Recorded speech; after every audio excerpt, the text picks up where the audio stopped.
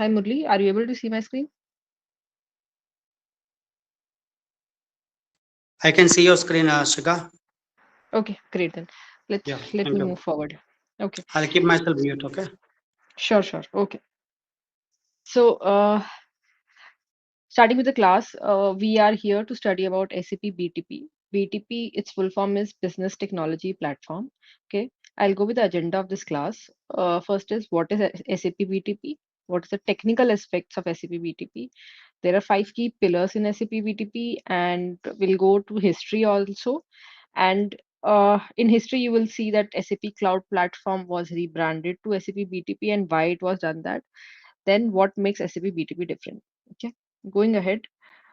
So, like, I hope you guys know about infrastructure as a service, software as a service, platform as a service. So, these are when we talk about cloud, these are the things that come into picture. There's software as a service, which where the software is provided as a service to our customers. They are not initial in the initial periods of SAP. We used to have on-prem systems where we used to install the systems on customers' laptop or desktops. But now everything is available on the cloud and they are provided as service. So now you just need to access those services and then you can go ahead and work on them. So similar is the case with SAP BTP. It gives you the portfolio of SAP solutions and services that are brought under one umbrella. By one umbrella, I mean, so SAP BTP is like a platform as a service. It gives you the platform where many services and solutions are available, and they are all clubbed under one I would say one cloud, and that's why it is called as one umbrella. Now, what is how does organizations or any customer use SAP BTP? This SAP BT help organizations build a new cloud solution or extend SAP system. So this is a very important thing, that why the organizations are taking SAP BTP. So it is like they can build a new cloud solution.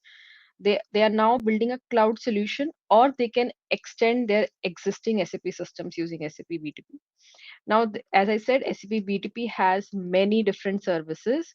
They can be used for innovation and application development. Some are for monitoring purposes. Some are, so you must have heard about, since we are talking about SAP, you must have heard about SAP HANA, right?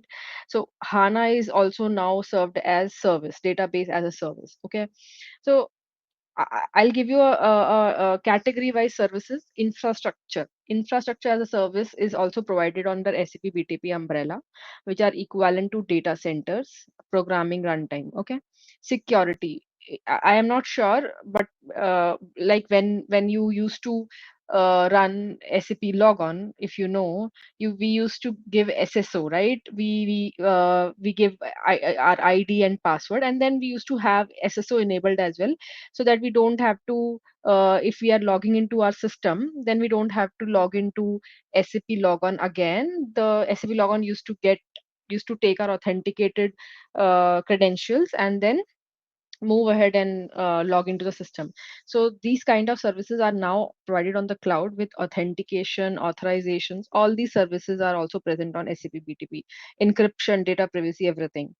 Now, second is ready-made tools and equipment. So if you are studying about SAP BTP, I'm quite sure you know about Eclipse. On Eclipse, since Eclipse is our SAP on HANA, you cannot do any CDS views or AMDP anything without HANA thing, right? And HANA means Eclipse. So if you are using Eclipse, you know what is ID is. So ID is integrated development environment. Now with SAP BTP, you have built-in SAP ID in them, which is called Business Application Studio. So if any of you have worked on SAP Fiori, then you must have heard about SAP Web IDE. Now that Web IDE is converted, or is I would say is rebranded to SAP Business Application Studio. Business Application Studio is a more advanced version. We'll go ahead when we'll move ahead in this course. You'll see how Business Application Studio helps us in building and deploying applications. They have inbuilt CLI, command line interface, where we can build our applications and deploy them. So that's why it is saying it has ready-made tools and equipment, which provides out of the box support for integration, development environment, IDE, alerts, monitoring, process automation, etc. So these are some of the flavors, I would say. Integrations suite. If you have heard about SAP integration suite, CPI is also one of the part of this integration suite. Cloud platform integration, that is also now part of SAP BTP. So all these things come under business technology platform, right? Then there's something called SAP SAP Build Process Automation. This is a new thing which SAP has introduced recently.